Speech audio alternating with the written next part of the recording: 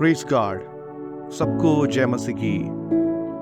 आज का नया दिन के लिए परमेश्वर को धन्यवाद देते हैं। आज का मनन के लिए एक भाग परमेश्वर का वचन से मैं पढ़ के सुनाना चाहता हूं। भजन 1 का 2 आयत। परंतु वो तो यहोवा की व्यवस्था से प्रसन्न रहता और उसकी व्यवस्था पर रात दिन ध्यान करता रहता है। यहाँ पे एक धन्य व्यक्ति के बारे में परमेश्वर का वचन बताते हैं। आशीषित पाना है तो एक उत्तम कार्य हम करने का है कि परमेश्वर का वचन को ध्यान करना है। इसके लिए इंग्लिश भाषा में लिखा हुआ शब्द है मेडिटेट। हिंदी में इसके लिए एक और पद इस्तेमाल कर सकते हैं कि मनन करना। हम सभी लोग बाइबल तो पढ़ते हैं, वचन याद करते हैं, प्रचार सुनते हैं, लेकिन हम में से कितने लोग वचन मनन करते हैं? हम आशीषित पाना है तो ये करना है कि परमेश्वर का वचन को मनन करना है। एक बात याद रखें, परमेश्वर का वचन पढ़ने के लिए नहीं बल्कि ये मनन करने का है, क्योंकि परमेश्वर अपने वचन से हमको बात करते हैं। बहुत सारे लोगों को वचन पढ़ने के समय समझ में नहीं आता है, क्योंकि वे वचन के साथ समय बिताने के लिए और मनन करने के लिए कोशिश नहीं करता है। आज मैं आपको बताना चाहता हूं कैसे वचन को मनन करना है। इसके लिए अलग अलग तरीका है। उसमें से जो तरीका एकदम सरल है और जो मैं लगातार करते हैं वो आपके साथ में बांटना चाहता हूं। कई लोग प्रचार सुनने के समय इसी प्रकार पूछते हैं कि पास्टर जी, आपको कहां से ये सब जानकारी मिल रहा है? क्या आप कोई किताब पढ़ते हैं? हमसे भी कई लोग ये सवाल पूछा है, लेकिन मैं एक रहस्य बताना चाहता हूं। परमेश्वर के साथ समय बिताने से और प्रभु का वचन मनन करने से ही नया नया प्रकाशन, वचन का भेद बात हमें परमेश्वर प्रकट करते हैं और प्रभु हमसे बातें करते हैं। परमेश्वर का वचन मनन करने के समय प्रभु हमसे जो बात करते हैं वो हमारा जीवन में 1000 प्रचार से भी प्रभावशाली है। इसलिए मैं आप सभी लोगों को निवेदन करता हूं कि प्रभु का वचन खाली ना पढ़े बल्कि उसको मनन करें। कैसे मनन करना है? मनन का मतलब क्या है? मनन शब्द से हम समझ में आता है ये हमारा मन के साथ होने वाली एक कार्य है, तो हमारा मन इसमें लगाना पड़ेगा। इसके लिए एक अनुशासन हमारा जीवन में रखना पड़ेगा। इसके लिए समय निकालना पड़ेगा। वचन कैसे मनन करें? सबसे पहले हम निर्णय लेना चाहिए कि मैं हर दिन परमेश्वर का वचन मनन करूंगा। इसके लिए सबसे पहले एक तैयारी की जरूरत है। तैयारी यह है कि आपके पास एक बाइबल होना चाहिए। दूसरा है, परमेश्वर जब हमसे बातें करता है उसको लिख रखने के लिए एक कॉपी और कलम हमारे पास होना अच्छा है। तीसरा, हमें चाहिए कि समय।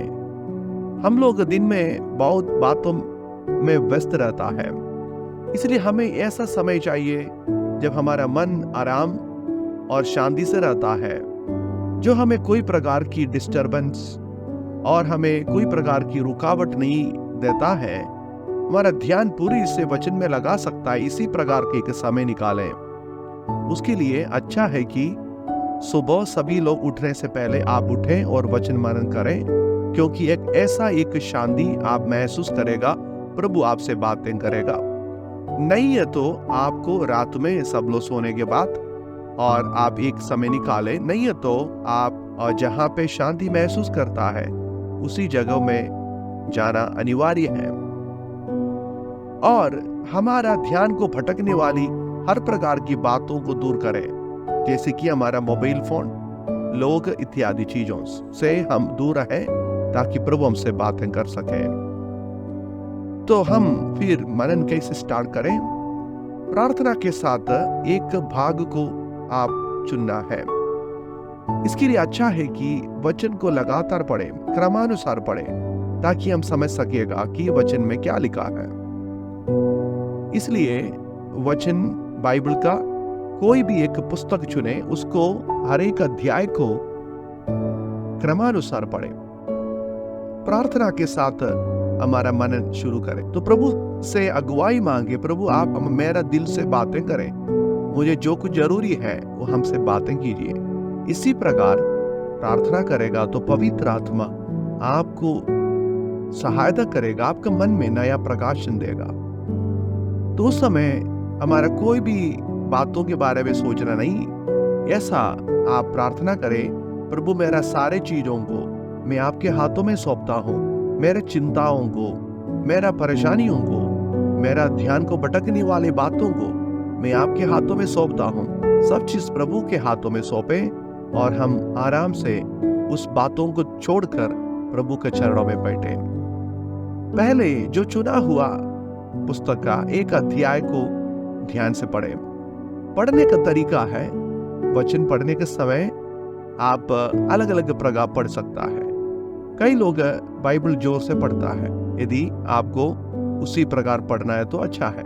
जोर से पढ़ने के समय आप अपनी आंखों से देखते हैं, कानों से सुनते हैं, मुंह से बोलते हैं, और इसलिए ये अच्छा एक तरीका है।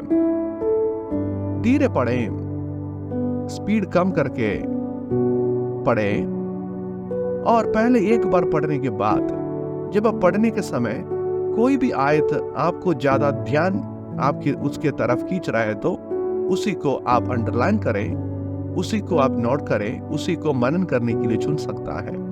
नहीं है तो आपके पास काफी समय है तो उस अध्याय का पहला आयत से मनन करने के लिए चुन सकता है।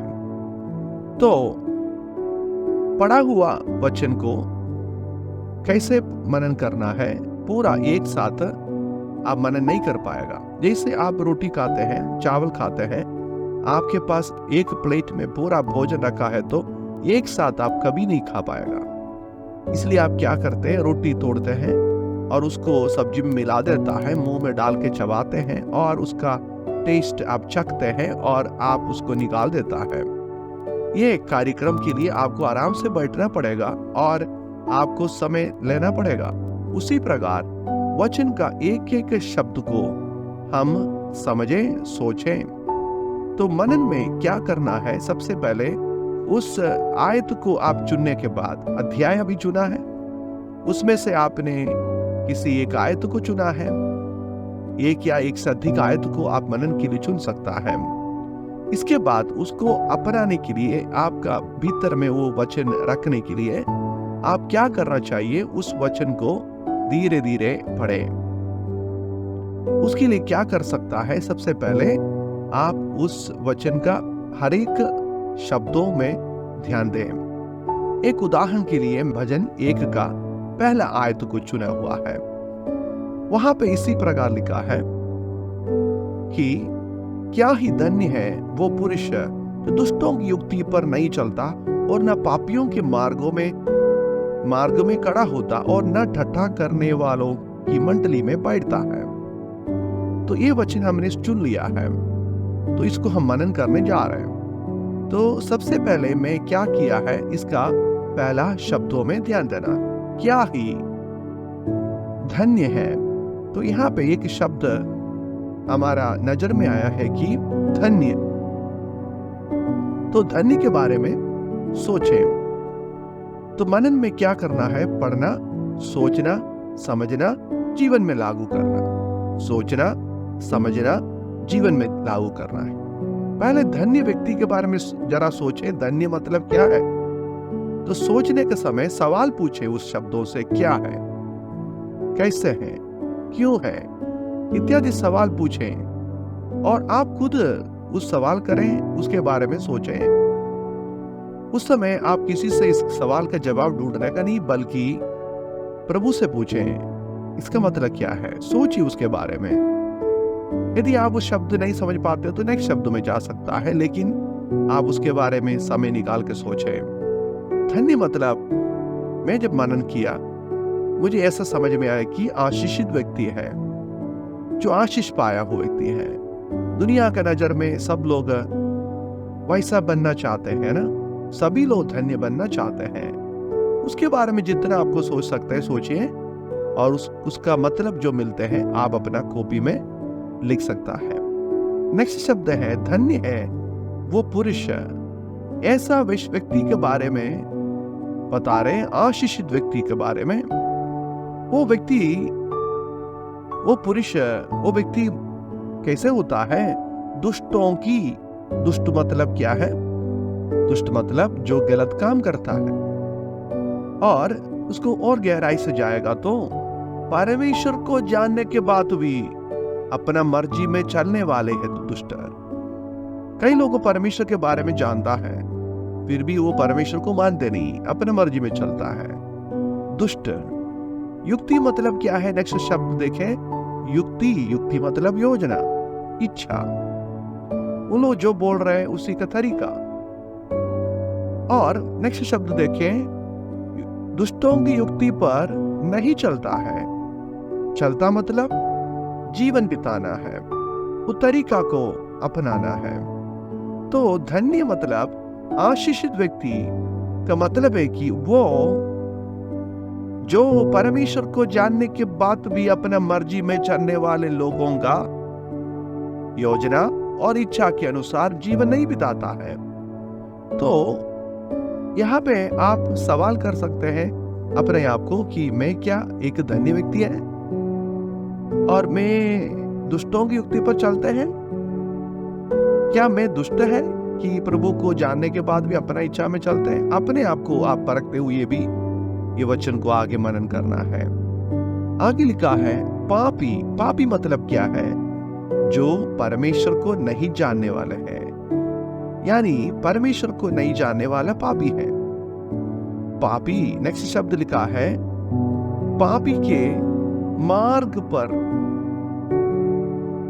पापी के मार्ग, मार्ग मतलब क्या है?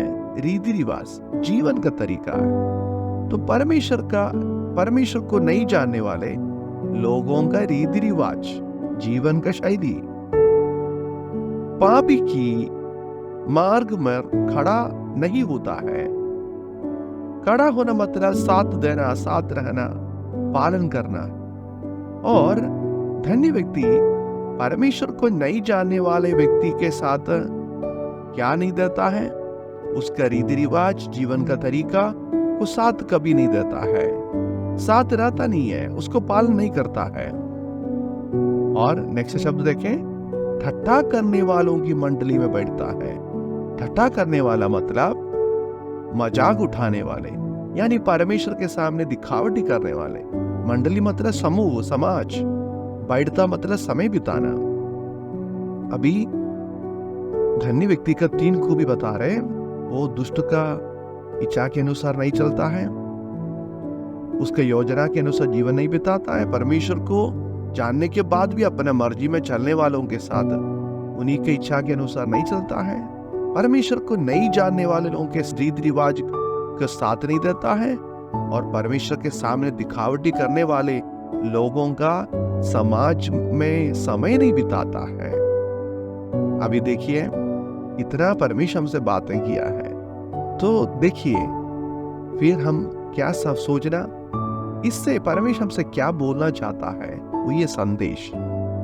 इस आयत में परमेश्वर हमसे बता रहे, मैं आशीषित व्यक्ति बनना है तो मेरा जीवन में 3 प्रकार के खूबियां होना चाहिए। मैं परमेश्वर को जानने के बाद भी अपने मर्जी में चलने वाले लोगों का इच्छा के अनुसार नहीं चलना है, परमेश्वर को नहीं जानने वालों का रीति रिवाज के अनुसार नहीं चलना है, परमेश्वर के साथ दिखावटी करने वालों के साथ समय नहीं बिताना है। इसके बाद परमेश्वर हमसे बात किया है तो हम अपने जीवन को देखना, उसको बताते हैं लागू करना है। अपने जीवन को जरा देखना है कि मैं किसके साथ संगति बताता है, मैं मेरा दिन का पूरा समय किसके साथ समय बिताते हैं? दुष्ट के साथ, पापी के साथ, ठट्ठा करने वालों के साथ? हाँ, ये असली रूप से समय बिताना नहीं हो सकता है। आप आज मॉडर्न वर्ल्ड है, ये दुनिया आधुनिक युग में हम मोबाइल फोन में भी ऐसा लोगों के साथ समय बिता सकता है। इसलिए प्रभु ने हमसे बातें किया है। मैं आशीषित व्यक्ति नहीं होने का कारण क्या है? मेरा रिश्ता मैं सही व्यक्तियों के साथ नहीं बिताता है, और मैं इसी लोगों से दूर आना है। परमेश्वर को जानने के बाद भी अपने मर्जी में चलने वाले, परमेश्वर को नहीं जानने वाले, परमेश्वर के सामने दिखावटी करने वाले, उनसे हम दूर रहेंगे। ऐसा नया निर्णय आज लेना है। तो परमेश्वर हमसे बातें किया, हमने देखा मेरा जीवन का गलतियों को, कमियों को प्रभु ने हमसे बताया, तो मैं अपने जीवन को प्रभु के सामने समर्पण करके प्रार्थना करना है। तो हम वचन हर एक शब्दों का मतलब निकाला, इसके बाद उसका संदेश को समझ लिया और लागू किया। फिर हम प्रभु से बातें करना है, प्रार्थना करना है। प्रभु, आज आप हमसे बातें किया है, मैं आशीष व्यक्ति बनना चाहता हूँ, लेकिन प्रभु आपने हमसे बताया कि मेरा दोस्त, मेरा रिश्ता, जिसके साथ समय बिताता है, वो गलत लोगों के साथ है। परमेश्वर, मुझे उनसे बचाए। मैं आपके वचन को मनन करना चाहता हूँ, आपके साथ संगति बिताना चाहता हूँ, आपके लोगों के साथ मैं चलना चाहता हूँ। नया निर्णय लें, प्रभु से अपने निर्णय को बोलें और निर्णय को आप कॉपी में लिख रखें, और उसी दिन आप इस बातों को अपने जीवन में अपनाने के लिए कोशिश करें। इसी प्रकार प्रभु हमसे बातें करता है। मेरे प्रियो, प्रभु आपसे बात करना चाहते हैं। वचन सिर्फ ना पढ़े बल्कि मनन करें। प्रभु आप सबको आशीष करें। आज का दिन परमेश्वर हमें इसके लिए सहायता करें। आज से हमारे जीवन में वचन का मनन करना एक आदत बना दे, इसको लागू करें। इस वचन के द्वारा परमेश्वर हम सबको आशीष करें। धन्यवाद। जय मसीह की।